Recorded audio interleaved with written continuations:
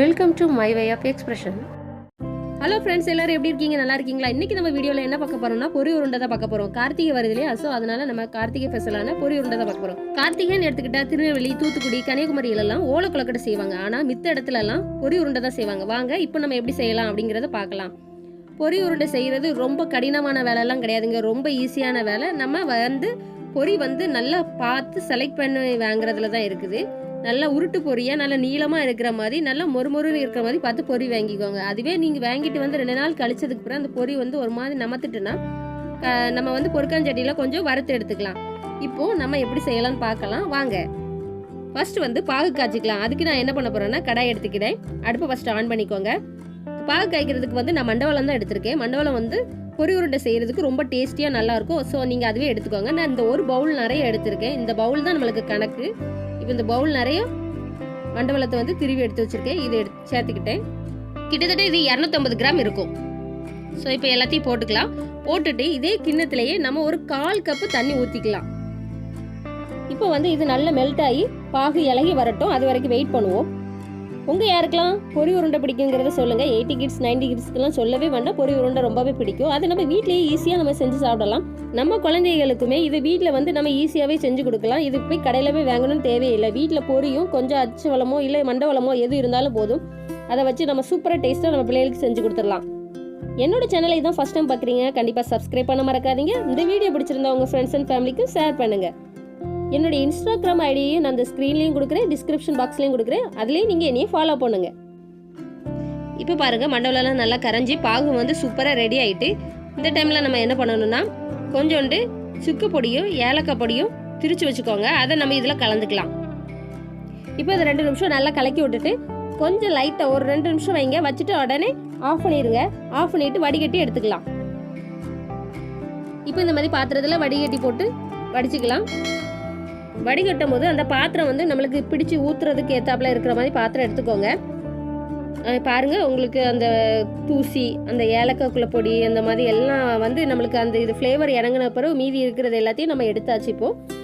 இப்போ அடுப்பு ஆன் பண்ணிக்கிறேன். அதே கடாயை யூஸ் பண்ணிக்கிறேன். லைட்டாக கழுவிட்டு யூஸ் பண்ணிக்கிறேன். நம்ம யாருக்குனே பாகு காய்ச்சி வச்சிருக்கோம் இல்லையா, அதை தான் நம்ம இப்போ மறுபடி திருப்பி காய்க்க போகிறோம். காய்க்கும் போது இப்போ பாருங்கள், யாருக்குனே தண்ணியாக இருக்கு இல்லையா, இது கொஞ்சம் இறுகி அந்த நான் உங்களுக்கு காமிக்கிறேன். அது ஒரு கல் பதமாக அந்த பாகு மெல்ட் ஆகி நம்ம நல்லா இறுகி வரணும். அந்த பதத்துக்கு நம்ம இப்போ நல்லா காய்ச்சிக்கணும். இப்போ நல்லா பாகு கொதிச்சுக்கிட்டு இருக்கு. அதே டைமில் நம்ம என்ன பண்ண போகிறோன்னா, நான் யாருக்குனே ஒரு பவுலில் அளவாக காமிச்சு இல்லையா, அதே பவுலில் 4 தடவை அந்த ஃபுல்லாக நிறச்சி இந்த பவுல் நிறையா எடுத்து வச்சுக்க போகிறேன். இந்த மாதிரி யாருக்குனே ரெடியாக எடுத்து வச்சுக்கிறேன். அப்போ தான் நம்மளுக்கு ஈஸியாக இருக்கும். பாகு ரெடி ஆனோடனே டக்குன்னு உள்ளே போட்டு நம்ம கிண்டி எடுக்கிறதுக்கு ஈஸியாக இருக்கும். இப்போ நம்ம ஃபுல் ஸ்பீட்லேயே வச்சுக்கலாம் அடுப்பை. இப்போ நல்லா கொதிச்சு வரட்டும். கொதிச்சு வரும்போது பார்த்தீங்கன்னா தெரியும். இப்போ பார்த்தீங்கன்னா கிட்டத்தட்ட கொஞ்சம் இறுகி இருக்குது. இது பக்குவம் இப்போ பார்த்துட்டு வந்துடலாம். கரெக்டான பக்குவம் வந்துடுச்சா அப்படிங்கிறதுக்கு நான் ஒரு சின்ன பவுலில் தண்ணி எடுத்துக்கிறேன். அதில் அந்த ட்ராப்பை விட்டுட்டு நம்ம கையை வச்சு இப்படி எடுத்து பார்க்கணும். எடுத்து பார்க்கும்போது கரெக்டாக அது கல் பதம் வரணும். இப்போ வந்திருக்கு தக்காளி பதம். இந்த பதம் நம்மளுக்கு தேவையில்லை, கல் பதம் வரணும். அதாவது நம்ம ப்ரெஸ் பண்ண சாஃப்டாக இருக்கக்கூடாது, கல் மாதிரி இருக்கணும். அதே நேரத்தில் சின்ன பிளேட்டில் நான் கொஞ்சோண்டு பச்சரிசி மாவு எடுத்து வச்சுக்கிறேன். உருண்டை பிடிக்கிறதுக்கு ஈஸியாக இருக்கணும். இப்போ பார்த்தீங்கன்னா பாகு கிட்டத்தட்ட ரெடி ஆகிட்டு நினைக்கிறேன். தண்ணியில் ஊற்றி பார்த்துடலாம்.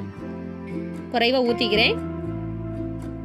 இப்போ நம்ம கையில் எடுத்து பார்க்கலாம் கரெக்டாக இறுகி வந்துடுச்சான்னு. இப்போ பாருங்கள், அது கரையவே இல்லை, அப்படி கையில் எடுக்கிறதுக்கு வருது. எடுத்து நம்ம உருண்டை பிடிச்ச உடனே அப்படி கல் மாதிரி ஆயிடுது பாருங்கள். இந்த மாதிரி கல் மாதிரி ஆகணும். அந்த பதம் வந்தோடனே ஆஃப் பண்ணிடுங்க. அடுப்பு அதுக்கு பிறகு ஆனில் வைக்காதீங்க. ஆஃப் பண்ணிவிட்டு இறக்கிடுங்க. இப்போ இறக்கியாச்சு. இப்போ பொரி ரெடியாக இருக்குது. அதுமாரி அரிசி மாவும் கரெக்டாக சைடில் எடுத்து வச்சுருக்கேன். இப்போ நம்ம எடுத்து வச்சுருக்க பொரியை உள்ளே தட்டிட்டு மிக்ஸ் பண்ணிக்கலாம். நீங்கள் மொத்தமாக போட்டு கிண்டிடுவீங்க அப்படின்னு தோணுச்சுன்னா நீங்கள் மொத்தமாக போட்டுக்கோங்க. இல்லைன்னா குறைய போட்டுனா டக்குன்னு கிண்டிடுங்க. சூடாக இருக்கும்போதே நம்ம உருண்டை பிடிச்சா தான் கரெக்டாக வரும். இப்போ நான் இது எல்லாத்தையும் நல்லா போட்டு மிக்ஸ் பண்ணிக்க போகிறேன். இப்போ எவ்வளோ வேகமாக பண்ண முடியுமோ அவ்வளோ வேகமாக எல்லா இடத்துலையும் நல்லா பாகு படுற மாதிரி நல்லா அந்த பொரியில் படுற மாதிரி நல்லா மிக்ஸ் பண்ணிக்கோங்க. கார்த்திகை அன்னைக்கு கண்டிப்பாக உங்கள் வீட்லேயும் இதே மாதிரி நீங்கள் செஞ்சு பாருங்கள். செஞ்சு பார்த்துட்டு உங்கள் கருத்துக்களை கமெண்ட் பாக்ஸில் சொல்ல மறக்காதீங்க. அதேமாரி இன்ஸ்டாகிராமில் நீங்கள் இதை செஞ்சுட்டு அந்த ரெசிபி ஃபோட்டோஸையும் எனக்கு ஷேர் பண்ண மறக்காதீங்க. இதே மாதிரி கார்த்திகை ஸ்பெஷலான ஓலை கொலக்கட்டையும் போட்டிருக்கேன். உங்களுக்கு தேவைன்னா இந்த வீடியோட எண்ட்லேயும் கொடுக்குறேன், அதே மாதிரி டிஸ்கிரிப்ஷன் பாக்ஸ்லேயும் லிங்க் கொடுக்குறேன், மறக்காமல் போய் பாருங்கள். இப்போ நம்ம இதை எல்லாமே சூப்பராக நல்லாவே மிக்ஸ் பண்ணியாச்சு. என்ன சீக்கிரமாக நம்ம உருண்டை பிடிச்சிருவோம் சூடாகிறதுக்குள்ளே. நான் உருண்டை பிடிக்கிறதுக்காண்டி கொஞ்சோண்டு பச்சரிசி மாவு தொட்டுக்கிறேன். உங்களுக்கு தேவைன்னா நீங்கள் தண்ணி கூட தொட்டுக்கலாம், ஒன்றும் பிரச்சனை இல்லை, நல்லா தான் வரும். இப்போ ஃபடாபட் நம்ம உருண்டை பிடிச்சிக்கலாம். நல்லா டைட்டாக இறுக்கி பிடிக்கும் போது நல்ல உருண்டை சூப்பராக வரும். பாருங்கள், அழகாக வந்துடுச்சு. இப்போ நம்ம எல்லா உருண்டையும் வேக வேகமாக பிடிச்சிடலாம்.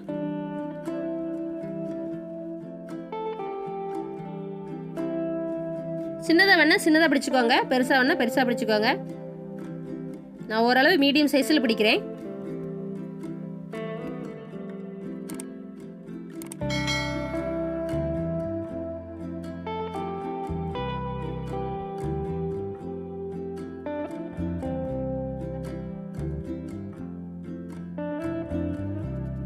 கையில் கொஞ்சம் ஒட்டுற மாதிரியோ அப்படி தோணுச்சுன்னா நீங்கள் டக்குன்னு அரிசி மாவு லைட்டாக தொட்டுக்கோங்க. அப்படின்னா உங்களுக்கு கையும் சுடாது, ஒட்டவும் செய்யாது, டக்குன்னு பிடிச்சிக்கலாம் உருண்டை.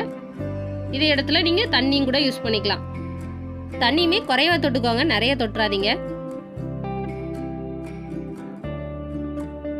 இப்போ நான் எல்லாத்தையும் உருண்டை பிடிச்சிட்டு அப்புறம் உங்களுக்கு காமிக்கிறேன். குழந்தைகள் முதல் பெரியவங்க வர சாப்பிட்ற இந்த அழகான பொரி உருண்டையை உங்கள் வீட்லேயும் நீங்கள் செஞ்சு பாருங்கள். செஞ்சு பார்த்துட்டு உங்கள் கருத்துக்களை கமெண்ட் பாக்ஸில் சொல்ல மறக்காதீங்க. பாருங்க, ஒவ்வொரு உருண்டையும் எவ்வளோ அழகாக கடையில் பிடிச்ச மாதிரி சூப்பராக இருக்குது பாருங்கள். கடையில் உள்ளமே நல்லா இருக்குது பாருங்கள். அதுவும் நான் ஒரு பொரியை லைட்டாக இது பண்ணி காமிக்க எவ்வளோ மொறுன்னு சூப்பராக இருக்குது பாருங்கள். ரொம்பவே டேஸ்ட்டாக வாசமாகவும் சூப்பராகவும் இருந்தது. கண்டிப்பாக உங்கள் வீட்லேயும் ட்ரை பண்ணுங்கள். இந்த கார்த்திகைக்கு கண்டிப்பாக நீங்களும் செய்வீங்கன்னு நினைக்கிறேன். எல்லாருக்கும் இனிய கார்த்திகை திருநாள் வாழ்த்துக்கள். மீண்டும் உங்களை ஒரு இன்ட்ரெஸ்டிங்கான வீடியோவில் பார்க்குறேன். அது வரைக்கும் பாய். உங்களுக்கு இந்த வீடியோ பிடிச்சிருந்தா லைக் பண்ணுங்கள், சப்ஸ்கிரைப் பண்ணுங்கள், மறக்காமல் பெல் பட்டனை ப்ரெஸ் பண்ணுங்கள், நோட்டிஃபிகேஷனில் ஆல்ங்கிறது செலக்ட் பண்ணுங்கள். தேங்க்ஸ் ஃபார் வாட்சிங்.